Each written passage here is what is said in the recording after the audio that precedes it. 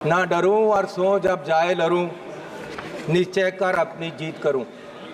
माननीय चेयरमैन, मुझे लगता है कि जो ये सरकार वाले हैं 10 साल राज करके एग्जॉस्ट हो गए और अब इनके पास कोई आइडिया नहीं बचा है और कोई सिंसियरिटी भी नहीं है। कितनी महत्वपूर्ण चर्चा देश के बजट पे हो रही है और जब से चर्चा शुरू हुई है मैं देख रहा हूँ ना प्रधानमंत्री जी, ना होम मिनिस्टर, ना फाइनेंस मिनिस्टर, आप उस तरफ देखो, उस तरफ देखो, वो खाली कुर्सियों को देखो, सत्ता पक्ष देखिए, ये खाली कुर्सियों को देखो। मंत्री जी बैठे हुए हैं आप पास में, ये खाली कुर्सियों को देखो। मंत्री बैठे हुए हैं, ये उनका इंतजार कर रही है कि कहाँ है हमारा फाइनेंस मिनिस्टर। ये सिंसियरिटी है इनकी मैडम, माननीय सिंसियरिटी है। पासवान जी बैठे हुए हैं, आप लोग थोड़ा सा शांति बना के रखिए। माननीय सदस्य बोल रहे हैं। 10% आदमी नहीं है वहाँ बैठे। कहाँ है इनके मेंबर, कहाँ है प्राइम मिनिस्टर, कहाँ है होम मिनिस्टर, माननीय कहाँ सदस्य है बजट पर हमारे चर्चा करिए। वित्त मंत्री जिन्होंने बजट पेश किया और उनको हमने बताना है कि बजट में क्या नहीं दिया आपने और क्या दिया। ये सिंसियरिटी है। देश पूछ रहा है, हमारे सब लोग पूछ रहे हैं कि आपकी सरकार की सिंसियरिटी क्या है। स्पीकर साहब, माननीय चेयरमैन जी, मैं जब जीत कर आया सबसे पहले मैंने माननीय श्री अंबेडकर साहब की मूर्ति पे नमन करना चाहा। मैं वहाँ गया तो वहाँ मूर्ति नहीं है, वहाँ से उठाकर पीछे कर दी गई कहीं। लेकिन ये लोग समझ लें कि ये मूर्ति पीछे कर सकते हैं अंबेडकर साहब की, उनकी सोच पीछे नहीं कर सकते, ये उनकी सोच को मार नहीं सकते और उनको इस संविधान जो उन्होंने दिया है उसको बदल नहीं सकते। लोगों ने बता दिया इनको कि आप संविधान नहीं बदल सकते, पूरी मेजॉरिटी नहीं दी इसीलिए इनको। और इसलिए मैं ऐसा चाहूं राज में जहां मिले सभी को अन्न, छोट बड़ो सब सम बसे, रविदास रहे प्रसन्न। माननीय चेयरमैन जी, 22 तारीख को बजट पेश हुआ। मुझे बड़ी खुशी थी कि बजट में जा रहे हैं। पहली बार आया हूं सदन में। जलंधर के लोगों का धन्यवाद है जिन्होंने मुझे यहाँ खड़ा किया ले आकर, उन वोटरों का धन्यवाद है। मैं नए कपड़े डालकर आया कि बहुत कुछ मिलेगा आज देश में देखने को, बताने को। पंजाब में जाकर मैं और सारे एमपी हमारे प्रेस कॉन्फ्रेंस करेंगे कि देखो क्या क्या मिला, नए कपड़े मेले जैसे आया मैं। लेकिन यहाँ आकर खोदा पहाड़, लिकड़ा चूहा भी नहीं, कुछ नहीं मिला हमें।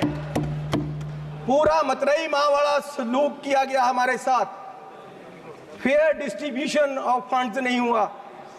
ये सरकार हर नागरिक को बराबर नहीं देख रही है।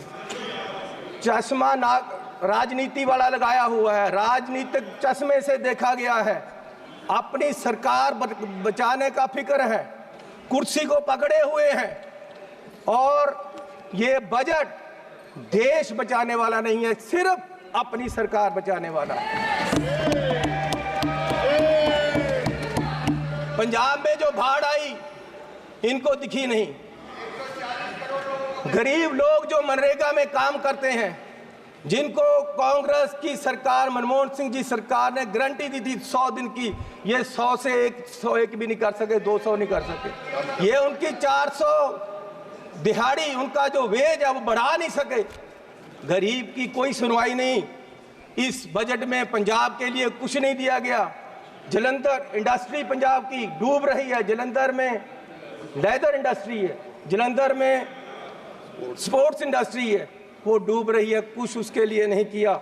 हेल्थ के लिए कोई हॉस्पिटल नहीं दिया। स्मार्ट सिटी जालंधर डिक्लेयर किया हुआ है, वहाँ पानी गंदा आ रहा है, सड़कें खराब हैं, रेलवेज अंडरब्रिज की बात नहीं की। नशा, अभी राजा बड़िंग जी ने बोला नशा इतना फैल गया पंजाब में, लेकिन सुनवाई कोई नहीं। आदमपुर एयरपोर्ट का इन्होंने कहा था नाम, माननीय प्रधानमंत्री जी ने कहा था कि उसका नाम गुरु रविदास जी के नाम से रखेंगे, लेकिन आज तक नहीं। मैं वो भी मांग करता हूँ। बहुत शोर सुनते थे पहलू में दिल का, जब चीरा तो एक कतराए खून ना निकला। माननीय चेयरमैन जी, 24-25 के जो बजट में एस्टीमेट दिए गए हैं, उसमें 32 लाख करोड़ रुपए की आमदन दिखाई गई है और 48 लाख करोड़ रुपए का खर्चा दिखाया गया है। 16 लाख करोड़ का घाटा है आमदन और खर्च में।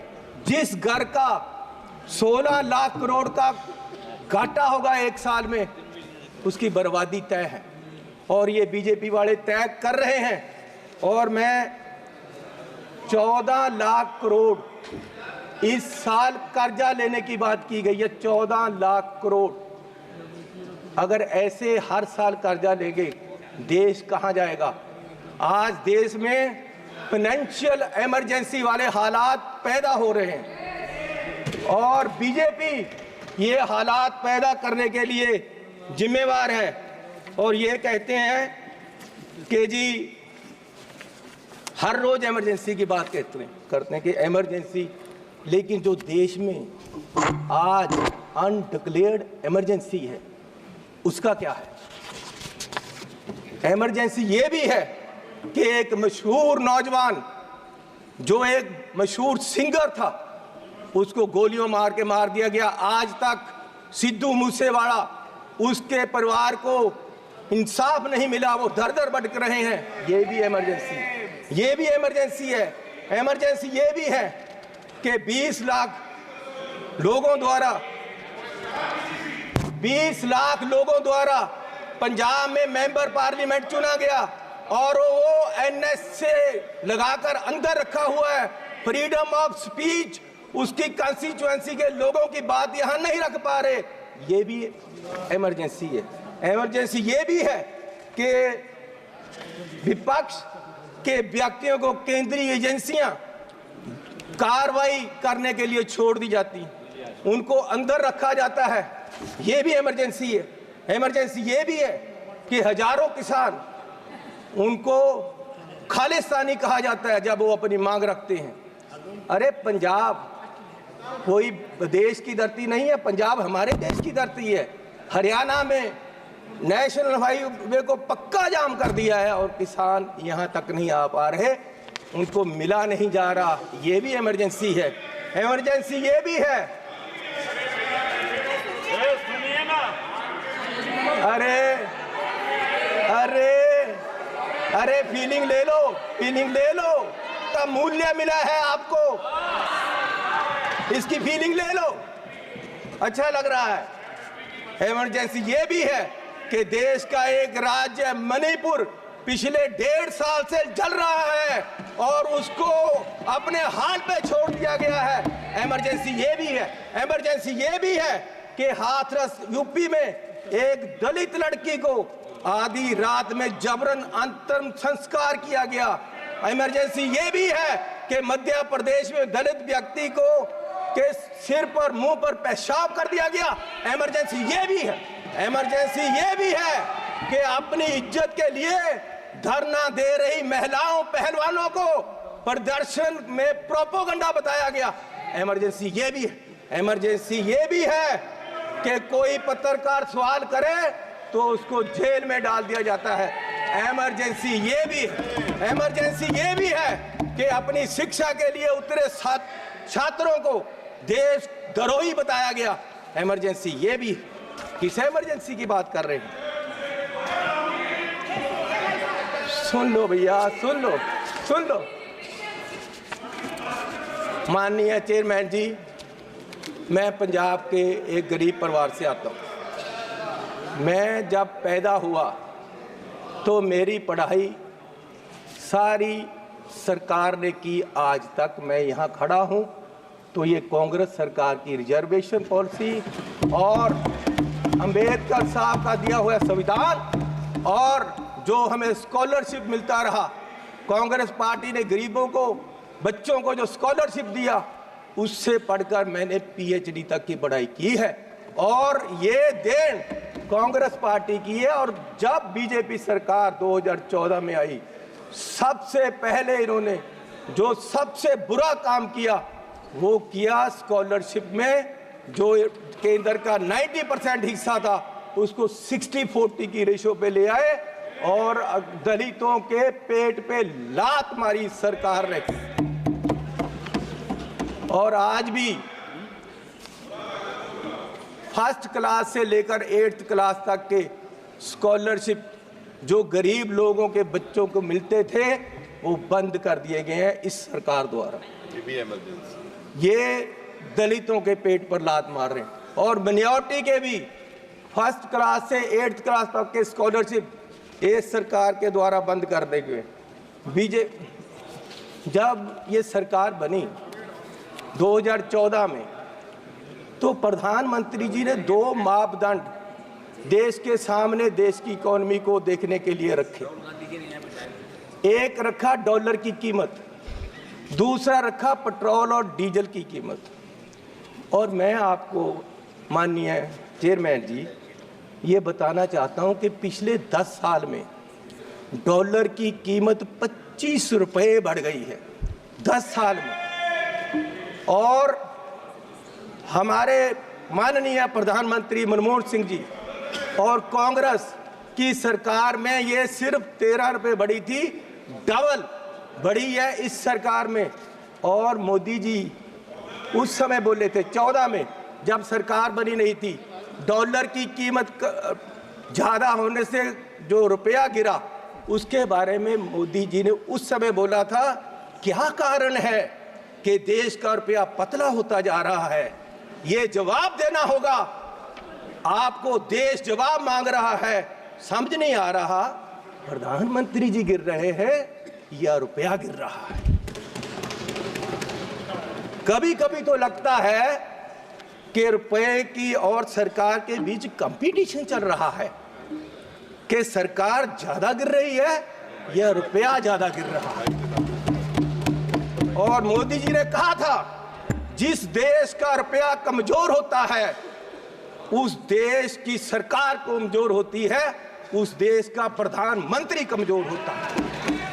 मैं आज कहता हूं कि आज देश का रुपया कमजोर हो रहा है, आज देश की इकोनॉमी डूब रही है। क्या देश का रुपया कमजोर हो रहा है या प्रधानमंत्री जी कमजोर हो गए हैं या देश की सरकार कमजोर हो रही है? दूसरा, पेट्रोल की कीमतें, इन्होंने कहा प्रधानमंत्री जी ने 2014 में कि पेट्रोल की कीमतें बढ़ रही हैं और मनमोहन सिंह जी को कोई फर्क नहीं पड़ रहा, देश डूब रहा है। तो पिछले 10 सालों में पेट्रोल की कीमतें 23 रुपये बढ़ गई हैं। पिछले 10 सालों में पेट्रोल की कीमत, डीजल की कीमतें 35 रुपये बढ़ गई हैं, जबकि पिछले जो मनमोहन सिंह का समय था उससे क्रूड ऑयल की कीमत $20 प्रति बैरल कम हो गई है। तो मैं पूछना चाहता हूं कि ये पेट्रोल बढ़ रहा है या आपकी कंपनियों की, आपके आमदनियों की आमदन बढ़ रही है? क्या बढ़ा रहे हो? किसको दे रहे हो देश का पैसा? कहां जा रहा है पैसा? गरीब लूटा जा रहा है। माननीय चेयरमैन जी, आप गाड़ी फुल कराने जाओ, 50 लीटर तेल डलवाओ, 2000 रुपया सरकार को चला जाता है। 4 रुपये प्रति किलोमीटर हर व्यक्ति देश का गरीब सरकार को देता है चलने का। 1 किलोमीटर चलो 4 रुपये सरकार को गए। और सरकार 14 लाख करोड़ के घाटे में बैठी है और फिर ये कहते हैं जी बजट में बहुत कुछ मिला। मैं एक एयरपोर्ट पे गया माननीय चेयरमैन जी, तो मुझे एक आदमी आया, उसने गुलदस्ता दिया, मेरा स्वागत किया, अभिनंदन है आपका। मैंने कहा भैया आप कौन हो, मेरा अभिनंदन क्यों कर रहे? बोले जी हम अडानी जी की तरफ से आपका स्वागत कर रहे। मैंने कहा भैया आप मेरा स्वागत क्यों कर रहे हो? बोले जी अब ये एयरपोर्ट हमारा है, अब हमें इसके मालिक है, 50 साल के लिए हमने ले लिया है। तो मैंने कहा यार चलो ठीक है आपने ले लिया, आपका धन्यवाद। मैं जहाज में चला गया, जहाज में गया, वहां फिर मुझे बुक्के मिला। वो कहते जी आपका स्वागत है, हम कंपनी की तरफ से कर रहे। मैंने कहा यार इंडियन एयरलाइन का जहाज है, आप क्या कर रहे हो, आप कौन हो? बोले जी ये जहाज अब हमारी कंपनी का है, ये मोदी जी ने हमें बेच दिया है। तो मैं पूछना चाहता हूं कि क्या क्या बेचोगे, कितना बेचोगे देश को? मैं 7 एयरपोर्ट पे गया, मैं 7 एयरपोर्ट पे गया, जिनमें लखनऊ, अहमदाबाद, मैंगलोर, जयपुर, गुवाहाटी, त्रिवेंद्रम, मुंबई, ये 7 के 7 एयरपोर्ट अडानी जी की है। 50 साल के लिए उनको दे दिए गए हैं, उनका जो पुत्र है उसकी शादी में गिफ्ट कर दिए गए हैं, और हजारों करोड़ रुपए शादी पे लगा। मेरे लड़के की शादी गुरुद्वारा में हुई। सुनो सुनो सुनो माननीय चेयरमैन जी, मेरे लड़के की शादी गुरुद्वारे में हुई। आज तक पुलिस पूछ रही है कि लंगर में क्या क्या पका था, दाल कितनी लगी थी, और जो लंगर बनाने वाला उसको कितने पैसे दिए गए। आज तक 2 साल से पुलिस पूछ रही है मुझे, और इस शादी में हजारों करोड़ रुपया लगा है, और प्रधान जी बुक्के लेकर जा रहे हैं, प्रधानमंत्री जी, और उनका स्वागत कर रहे हैं। गरीब को लूटा जा रहा है, गरीब के पास खाने के लिए पैसा नहीं है, और प्रधानमंत्री जी वहां बुक्के लेकर हजारों करोड़ की शादी में जा रहे। कोई बात नहीं, क्या क्या बेचोगे? सारे एयरपोर्ट, जहाज बेच दिए। आप देश की संपत्ति के कस्टोडियन हो, मालिक नहीं हो।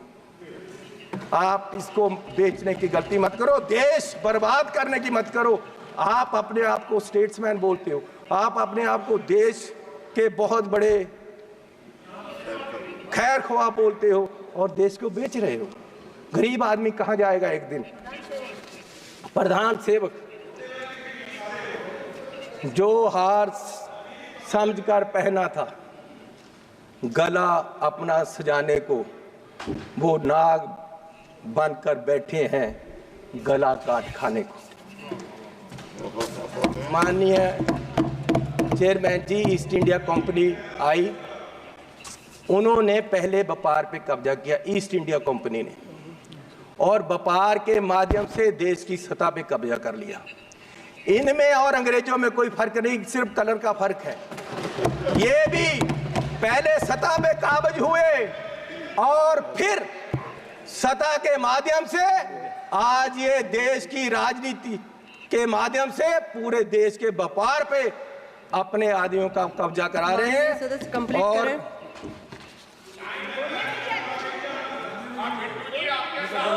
मैं बस एक बात करके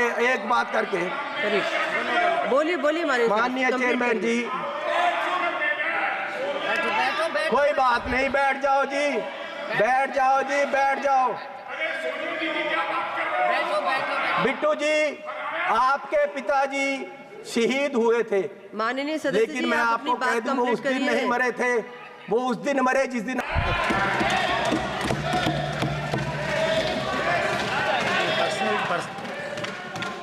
आज देश राहुल गांधी जी की तरफ देख रहा है। मैं आग्रह कर रही हूँ, माननीय चेयरमैन जी, आप वो मुझे तंग कर रहे हैं जी, उनको बोलो बैठे, इनको बुलाइए। वो पंजाब से आए थे, इसका मतलब ये नहीं कि मुझे तंग करते रहे। माननीय सदस्य सुनील माननीय चेयरमैन जी, मैं आपसे निवेदन करना चाहता हूँ कि आपने मेरा नाम लिया। मेरे दादाजी सरदार बेअंत सिंह जी, उन्होंने कुर्बानी देश के लिए दी, कांग्रेस के लिए नहीं दी। देश के लिए दी, और ये अपनी जायदाद पूछे इनको, ये आप गरीबी की बात कर रहे हैं? वो कहाँ के हैं ये पहले बताएं भाई। सोनिया गांधी जी कहाँ के हैं? ये सबसे मीटू में, ये सारे केसों में ये सच है।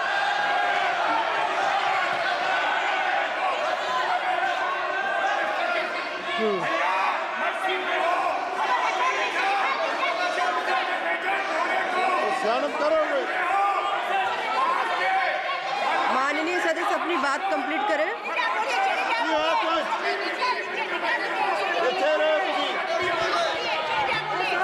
मैं बोलूंगा, माननीय चेयरमैन जी, आपका धन्यवाद। माननीय चेयरमैन जी बैठो राजा। अरे बोलूंगा। उसको बिठाओ, अपने आदमी बिठाओ। माननीय चेयरमैन जी, मैं लास्ट बात करके बैठ जाना है, और मैं सिर्फ ये बात करना चाहता हूं कि आज, अरे सुनो भैया,